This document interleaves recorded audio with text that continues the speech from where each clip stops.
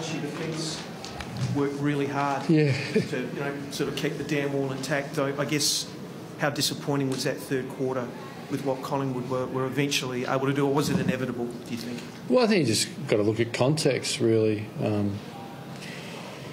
What we're doing, and 7 players under 10 games. I think there's 9, 21 on under and 14 under 50. So I couldn't tell you Collingwood's profile, but it's clearly stronger. I even just compared like Taylor Demand chasing Hoskin Elliott, who was an incredibly early pick, I think, for GWS, who's a super athlete, but it's taken him 7 years to come to grips with the physicality of the game and the work rate required to become a good player, and he's clearly a good player, so we'd like to do it quicker than 7 years, but it's a good example I use to my players that the game gives you the feedback on being all in, in your career to build your profile, to compete against great players and great teams, and Collingwood are a good team. They haven't proven to be a great team, but Pendlebury, I just spoke to Bailey Banfield, he said Sidebottom Pendlebury just reacts so quick, it's one step and they're away. So they're the lessons and really the feedback,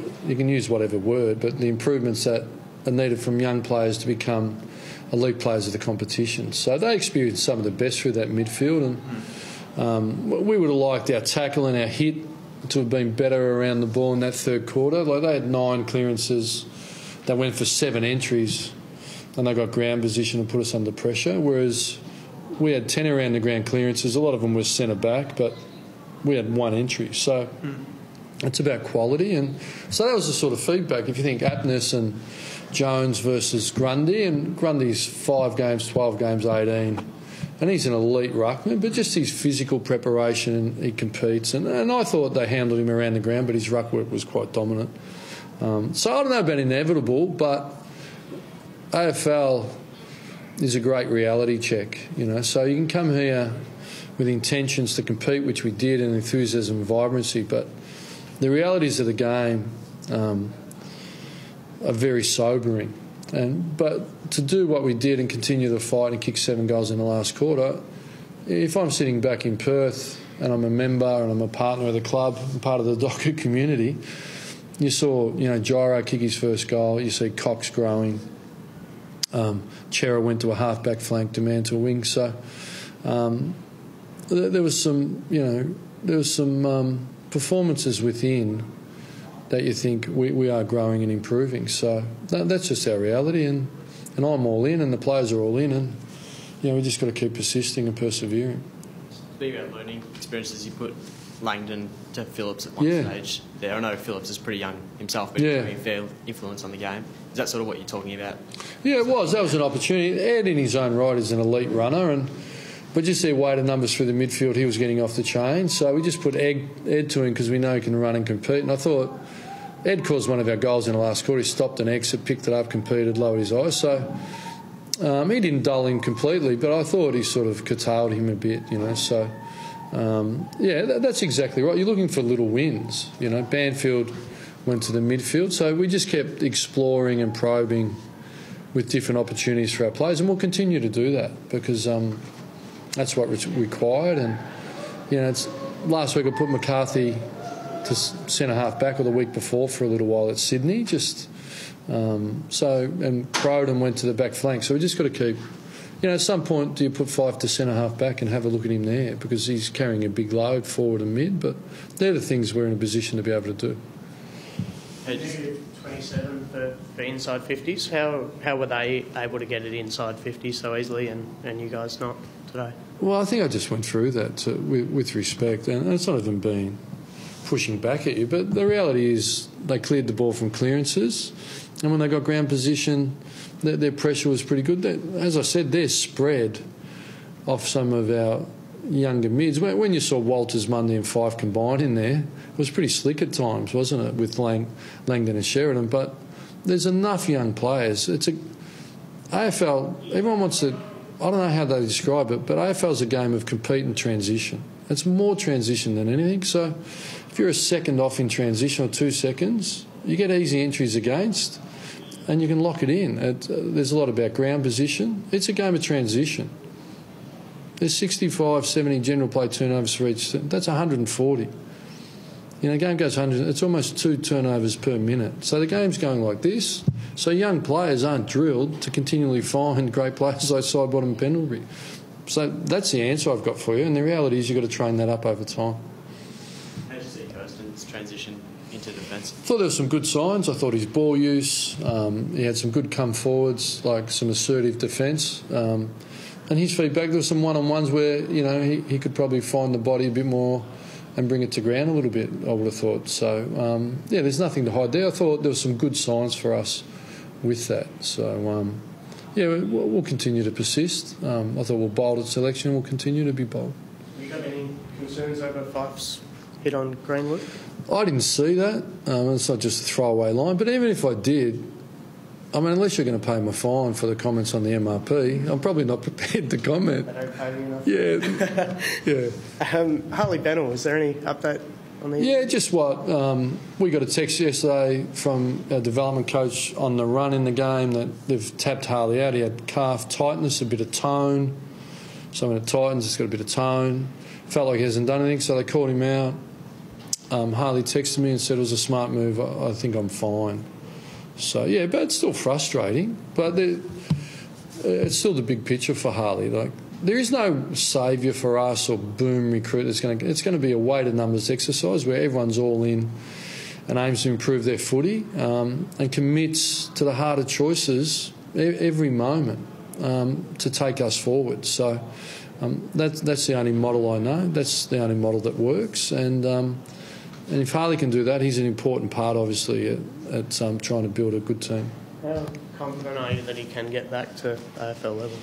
Well, I think you're asking me to answer, am I confident in his attitude to do the work? Well, that's been unfailing. You know, I think it's well documented that he works incredibly hard, and all of us, when we get devastated and challenged, sometimes don't handle it how we should. And he would acknowledge he hasn't been perfect. But he's also had a great capacity to get back on the horse, be supported by the club and commit and train and get back. So we're more confident at this point in time than we've ever been, even withstanding him being tapped out on the weekend. And I think we all know what we're dealing with here, his ability to play footy, because otherwise you wouldn't be talking about someone that hasn't played for 2 years. So we all know the opportunity that presents for our club, and we all know we'd love to see Harley body stand up and come and play some great footy. I mean, it was Sir Doug Nicholls round this weekend, and Harley sits in that basket of a young Noongar player that can really express himself on the footy field and build his life. So we'd all like to see that happen. You mentioned, when you got a good combination in that midfield, it did look slick at times. Yeah. And you mentioned also the load that's on your skipper. Yeah. And again, obviously, you were missing a lot of those really experienced players. Well, not a lot, just a handful. I'm not sure we were there. Yeah. Still significant players in the Sunderlands and the Hills, etc. But what did you think today of guys like Fife, Neal?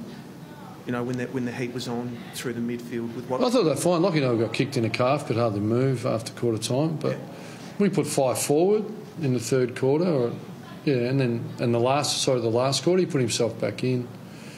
We withstood the temptation. There was when they had a run on. Let's create a seventh defender, but let's get Mundy in the midfield. But we've got to get minutes into Brayshaw and Chera. And I thought I don't know what you guys, how you saw it, but we didn't put a seventh there. Yep.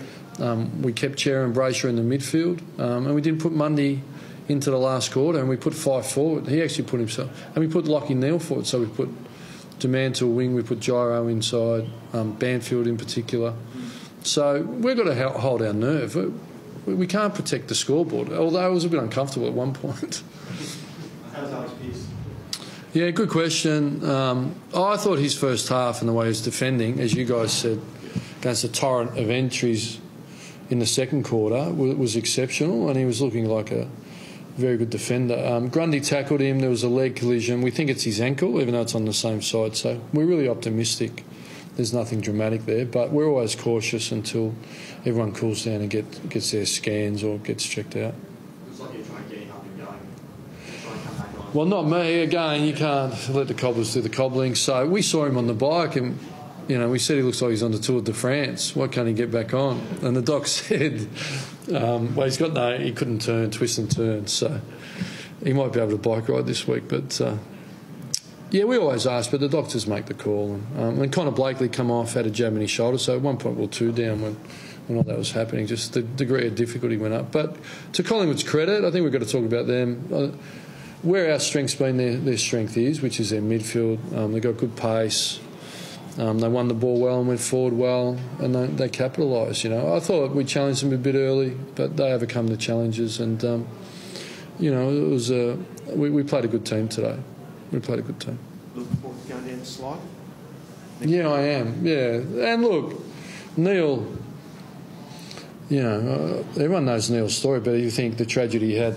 He was the youngest captain of Essendon, I think, or one of, and he had those knees and come back and missed out on premierships and a great career. And he went in and, once you've been in the coaching chair, you understand how significant. He went and underperformed in Melbourne, turned their culture around, took them to the grand final and finals,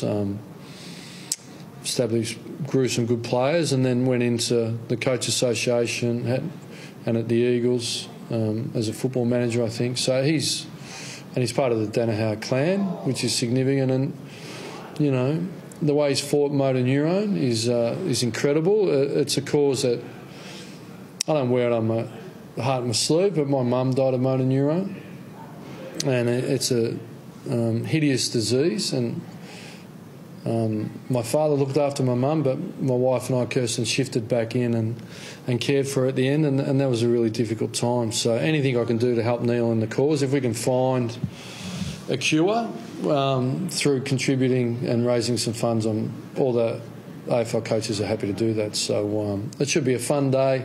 We want to have some fun. We want to fight the beast, as Neil would say, and we implore everyone to jump in behind it, as the footy community does, and raise some funds. So yeah, I'm not sure when I'm going down. Thanks, guys. It won't be pretty, whatever it is.